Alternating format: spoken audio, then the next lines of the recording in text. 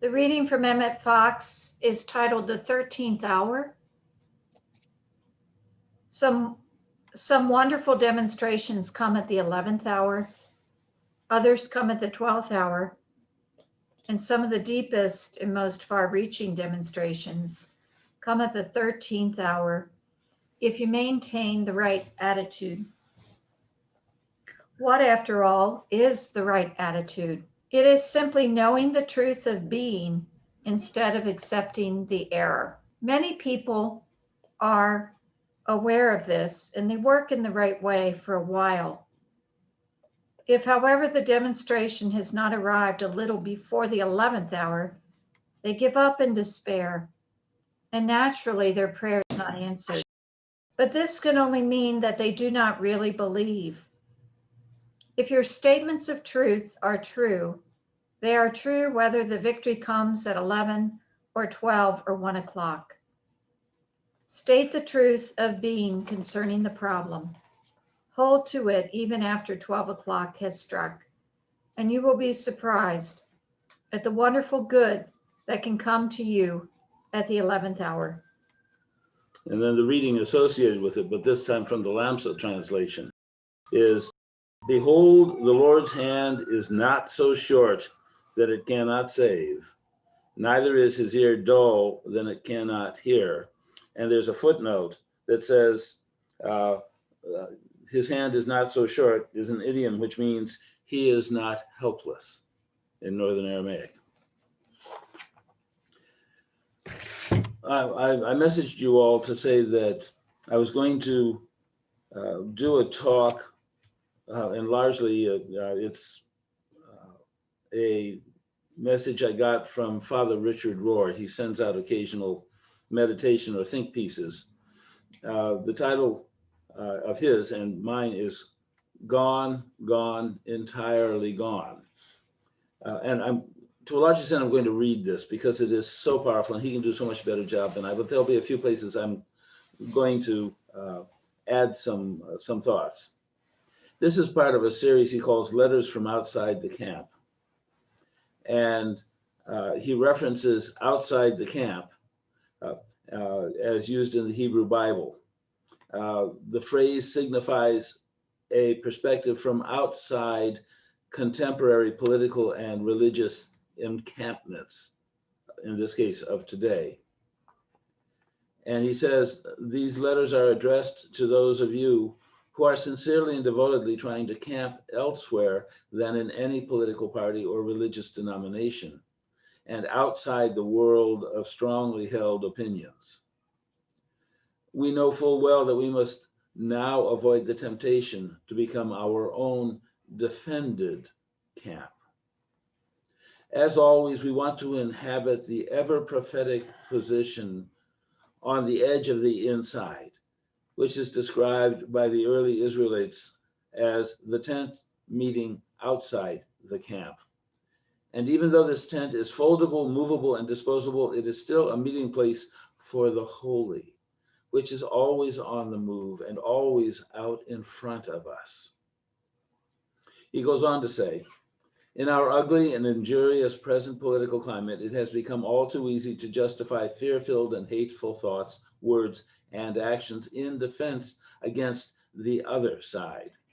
We project our anxiety elsewhere and misdiagnose the real problem, the real evil, forever exchanging it for smaller and seemingly more manageable problems. The over-defended ego always sees, hates, and attacks in other people its own faults, the parts of ourselves that we struggle to acknowledge. We do not want to give way on important moral issues, but this often means we don't want to give way on our need to be right, to be superior, and to be in control. It is our deep attachment to this false or manufactured self that leads us into our greatest illusions. Most of us, he says, do not see things as they are. Instead, we see things as we are. And to me, this is a critical point. Most of us do not see things as they are. We see things as we are. And I want to remind you of a talk Claire gave some time ago and referenced Sister Pepper. For those of you who don't know, she was the founder of our home church. That which we hold to greatest value, the story of Jesus saying to the rich man that he must give away everything he holds dear, and then he can join Christ and his followers. And the man goes away dispirited. Well, what do we hold most dear, Sister Pepper would say? We hold most dear our most tightly held convictions and beliefs.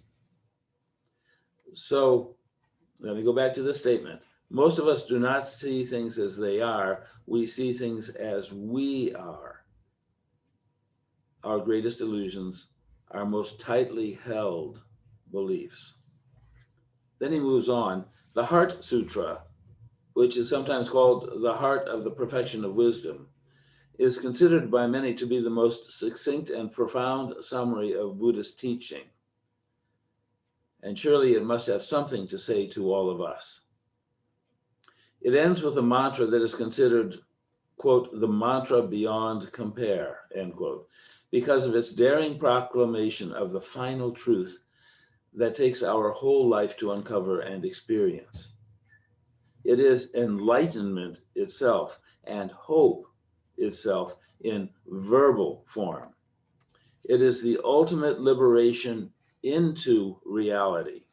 And then he gives the Sanskrit transliteration, which I'll try, and then go from there. Gate gate, paragate, parasam gate, bodhisattva. And it means gone, gone, gone all the way over. The entire community of beings has gone to the other shore. Enlightenment, so be it. And Lord goes on to say, this is not meant to be a morbid or tragic statement, but a joyous proclamation in its own way, similar to Christians who say, Alleluia at Easter. It is liberation from our grief, our losses, our sadness, and our attachments, our manufactured self. It accepts the transitory and passing nature of all things without exception, not as a sadness, but as a movement to the other shore.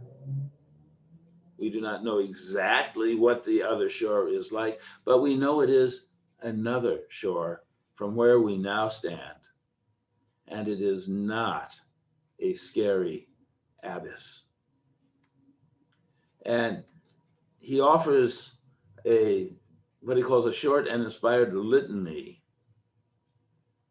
so we can make this gone, gone, entirely gone, our own, and our own in terms of laying before us both the impermanence of this and the knowledge that we are part of an other shore. So what I'm going to do, it's a two-liner, and I'll say the first line, and the rest, all of us say, keep your mutes on, gone, gone, entirely gone. And before we go into it, take a second to become meditative, become open to the movement of the Spirit, so that you do not simply hear the words with your rational self, but take it in without rationality, but with the soul's understanding. So again, I'll say the first line, I'll gesture, and we all say then, gone, gone, entirely gone. All the centuries before me, gone, gone, entirely gone. All the nations of the earth, gone, gone, entirely gone. All the kings, generals, and governors, gone, gone, entirely gone. All the wars, plagues, and tragedies, gone, gone, entirely gone. All human achievements by individuals and groups, gone, gone, entirely gone. All sickness, sin, and error, gone, gone, entirely gone. All our identities, all our roles, all our titles, gone, gone, entirely gone. All hurts, all grudges, all memories of offense, gone, gone, entirely gone. All enslavement, all abuse, all torture, gone, gone, entirely gone. All disease, all afflictions, and all lifetime wounds, gone, gone, entirely gone. All rejections, all abandonments, all betrayals, gone, gone, entirely gone. All human glory, all fame, all money, all reputation, gone, gone, entirely gone. And then he pauses this for a minute and he says, your logical, educated mind may say, oh, but these things continue in human memory, consciousness, and the standing stones of culture, which is true and good. But that is not the point this sutra is intended to communicate. However, this is ritual and religious theater, not rational philosophy. In terms of all those who preceded us, these things are indeed gone. Buddhism also uses the word empty, he mentions. It takes such a shock to encourage the ego to let go of the passing self, the false self, the relative self, the self created by memory and choice. And then he continues with this saying and ritual. All comforts, luxuries, and pleasures, gone, gone, entirely gone. Or think what he just said. Instead of gone, empty, empty, entirely gone. I'm sorry, entirely empty. All ideas, information, and ideology, gone, gone, entirely gone. All image, appearance, and privacy, gone, gone, entirely gone. All our superiority, all our self-assuredness, and all our expertise, gone, gone, entirely gone. All human rights, all ambitions, and all fairness, gone, gone, entirely gone. All personal power, all self-will, all self-control, gone, gone, entirely gone. And then Father Rohr says, this is the spiritual art of detachment, which is not aloofness or denial, but the purifying of attachment. It isn't often taught in capitalist societies where clinging and possession are both means and ends. Accumulation is the primary measure of progress, and personal power or self-will is both the foundational myth and the supreme idol. Then he emphasizes in bold, in our world, detachment itself can become a kind of exodus, an abandoning, whether forced or chosen, of the very things that give us status, make us feel secure or moral, and oftentimes that pay the bills. In his book, No Man is an Island, Thomas Merton discussed the spiritual link between detachment and hope. Yes, detachment and hope. The connection may seem counterintuitive, but he explains it this way. We do not hope for what we have. Therefore, to live in hope is to live in poverty, having nothing. Hope is proportionate to detachment. It brings our souls into the state of the most perfect detachment. In doing so, it restores all values by setting them in their right order. Hope empties our hands in order that we may work with them. It shows us that we have something to work for and teaches us how to work for it. We live in a time, he says, of great hostility, and the temptation from which we must defend ourselves is to pull back from others, to deny our shadow, and retreat into our own defended camps or isolated positions. This temptation is not detachment, but the giving over of ourselves to the illusion of separation. True spiritual action, as opposed to reaction, demands our own ongoing transformation, often changing sides to be where the pain is, as Jesus exemplified in his great self-emptying.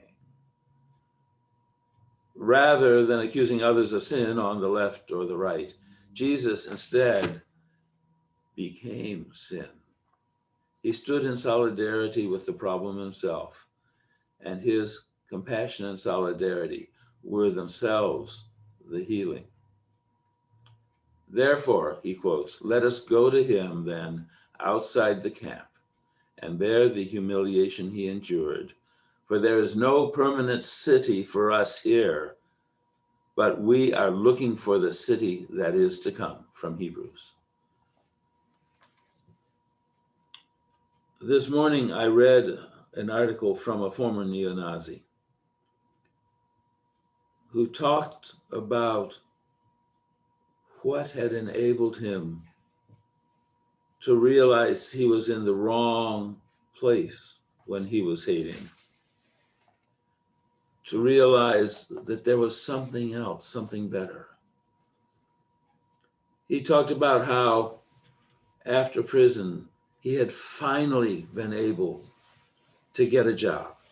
Someone vouched for him, someone who knew him as a troubled and seeking to reform neo-Nazi, and introduced that person to someone at IBM who got him a job, entry-level job doing computer installation. And his very first assignment was at one of the high schools he'd been kicked out of for his raging neo-Nazi behaviors. And he walked in, and one of the first people he saw was the black security guard who he'd made life hell for. And he walked up to the man, and fearing how the man would react, he nonetheless apologized. He emptied himself. He said he was trying to make amends for who he'd been. And the security guard, at first somewhat wary in his eyes, when the man finished his apology, took his hand and gave it a firm shake, and then gave him a hug.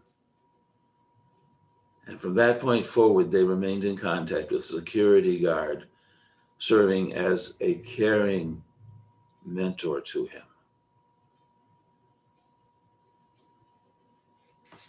Emptied, entirely emptied the hate that had been there. Talking about our most tightly held beliefs, can I talk about your brother and what you said this morning? Phyllis talked about as her brother was dying, it became obvious that he was terrified. He, for all his deep religious beliefs, did not understand, could not understand that there was another shore, that there was something different from what he was holding on to so tight as he lay in his deathbed. Consider, where are you holding so tight? Is there some place or some places in your life where you need, it is appropriate to use this mantra, gone, gone, entirely gone, or empty, entirely empty, so that you have perspective on what it is that you are facing, what it is you are holding on to as a tight belief or as a tight circumstance or as a long-term injury. We all are destined for another shore. We can move toward that other shore here and now by not holding on, by remembering empty, entirely empty, when we consider the events, the being here and now. And in doing so, we can serve the Christ light as that security card did, by accepting, by not holding on to the toxic,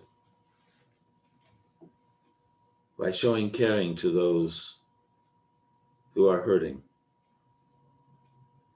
or beyond hurting, as Jesus did, taking on some of the pain, becoming part of the pain, knowing that it is gone, entirely gone. And know that as we walk through this service, we are not only on this shore, we are also seeing and open to the other shore. In a sense, in our best moments, we are standing on both shores.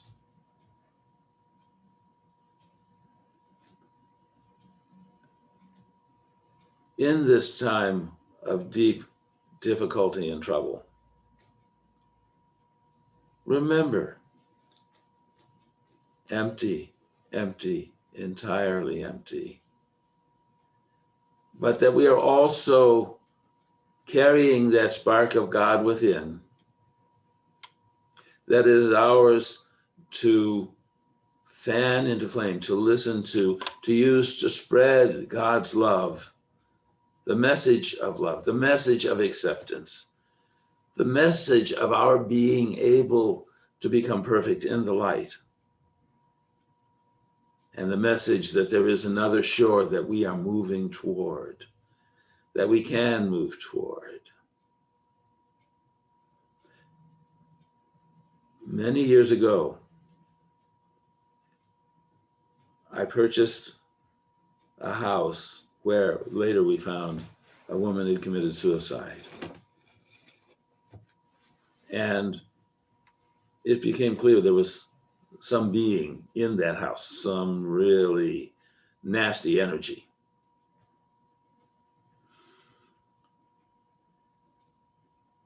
And as we were doing the clearing, it took us 3 exorcisms to clear that being.